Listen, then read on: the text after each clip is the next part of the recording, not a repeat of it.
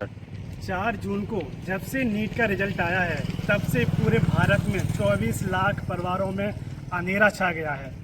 पूरे परिवार में ना कोई चैन की नींद सो पा रहा है, ना चैन की सांस ले पा रहा है। हम भारत के प्रधानमंत्री श्री नरेंद्र मोदी जी से ये पूछना चाहते हैं कि आप इन 24 लाख परिवारों के ऊपर जो अन्याय हो रहा है, आप उसको ऐसे ही देखते रहेंगे? आप जब भी चुनाव लड़ने के लिए प्रचार करने के लिए जाते हैं तो आप कहते हैं कि मैं गरीब का बेटा हूं और भारत में किसी भी गरीब इंसान के साथ में अन्याय होगा तो मैं उस गरीब इंसान के साथ अन्याय नहीं होने दूंगा। लेकिन आज जब 24 लाख परिवारों के साथ में अन्याय हुआ है, आज गरीब मिडिल क्लास स्टूडेंट आज रो रहा है, तो आप उनको इग्नोर कर रहे हैं। आप उनकी कोई भी समस्या को सुनने के लिए तैयार नहीं है। आज गरीब परेशान है, बच्चे पूरी साल पढ़ाई करते हैं, उनके माँ बाप अपनी खेती को बेचकर लोन लेकर उनकी माताएं और बहनें अपने गहनों को गिरवी रखकर उन्हें पढ़ने के लिए भेजती हैं। लेकिन जब उन्हें पता चलता है कि मेहनत करने के बाद में भी हमारा बच्चे का सिलेक्शन नहीं हो पा रहा है, तो सोचो कि उस माँ पर क्या बीतती होगी जिसने अपने जो आभूषण होते हैं उनको भी गिरवी रख दिया था। उस पिता पर क्या बीतती होगी जिसके पास केवल 4 बीघा जमीन थी और वो 4 बीघा जमीन भी उसकी गिरवी रखी हुई है। आज उसके बच्चे का सिलेक्शन भी नहीं हो रहा है और उसने जो जमीन गिरवी रखी थी, जो आभूषण गिरवी रखे थे, वो भी उसके पास में नहीं है।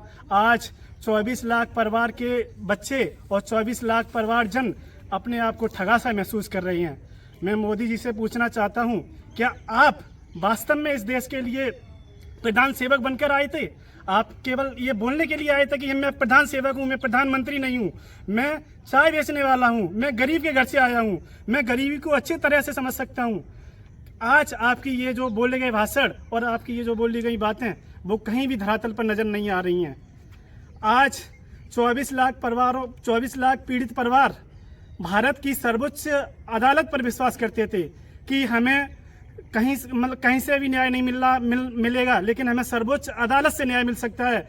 लेकिन जब उनको पता चलता है कि सर्वोच्च अदालत भी सरकार के अंडर में आकर अपना फैसला बदल दे रही है और तमाम सबूत होने के बाद में भी कोई भी सबूत को एक्सेप्ट करने के लिए तैयार नहीं है, तो सोचो कि अब आम आदमी किस पर विश्वास करे।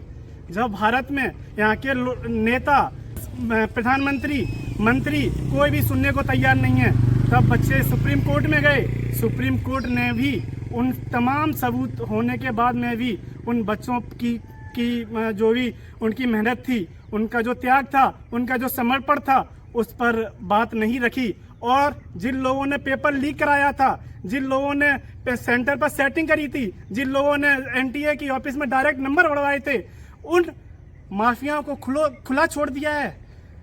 आज सोचो कि अगर ये माफिया ऐसे ही खुले छोड़ दिए जाएंगे तो आने वाले भविष्य में इस देश की स्वास्थ्य व्यवस्था पर क्या प्रभाव पड़ेगा।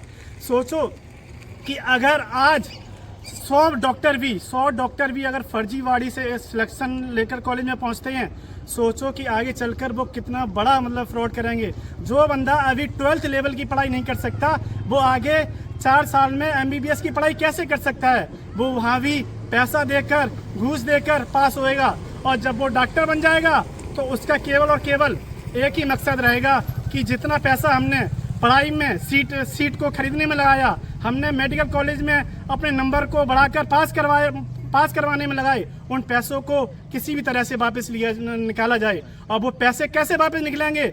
गरीब आदमी की किडनी बेची जाएंगी, गरीब आदमी का लिवर बेचा जाएगा, तब वो पैसा निकालेगा। तुम लोगों की क्या नेता और जो बिजनेसमैन होते हैं वो तो अपना इलाज कराने के लिए विदेश चले जाते हैं, लेकिन जो आज गरीब है, मध्यम वर्गीय इंसान है, वो तो सरकारी हॉस्पिटलों में ही जाता है। और उन्हें क्या पता कि जो सरकारी हॉस्पिटल में डॉक्टर बैठे हैं वो 2024 में पैसे देकर डॉक्टर बने थे। तो सोचो कि उनकी स्वास्थ्य के साथ में क्या खिलवाड़ होगा, इसका कोई अंदाजा नहीं लगाया जा सकता। अभी सभी के सभी नेता, अभिनेता, सुप्रीम कोर्ट के जज सभी ने अपनी आंखों पर पट्टी बांध ली है। लेकिन मैं दावे के साथ कह सकता हूं कि आने वाले 10 से 5 सालों में भारत की स्वास्थ्य व्यवस्था में एक बहुत बड़ा धांधली होने वाली है। भारत के गरीब मध्यम वर्गीय परिवारों के स्वास्थ्य के साथ में बहुत बड़ा खिलवाड़ होने वाला है।